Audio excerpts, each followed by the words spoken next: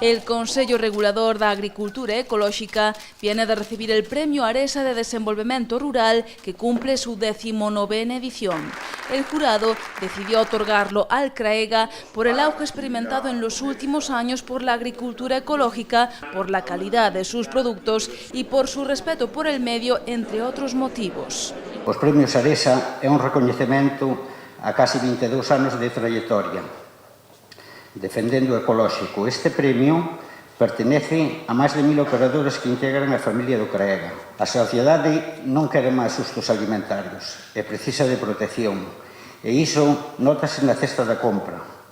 En 2018, a agricultura ecolóxica de Galicia faturou case 80 millóns de euros, un 32,2 máis co ano anterior.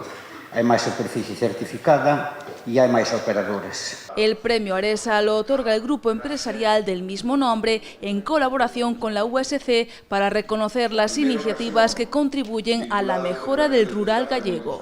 Nos costó, sobre todo en Aresa, aceptar que el premio este año fuera para un cultivo como es el cultivo ecológico. Y después de eso, he de decir que estamos encantados de haber contribuido a elegir entre todos los miembros del jurado, porque el cultivo ecológico es una cosa novedosa. A la gala de entrega del premio Aresa acudieron numerosos cargos políticos y otras personalidades de diferentes ámbitos que abarrotaron el auditorio de la Facultad de Veterinaria.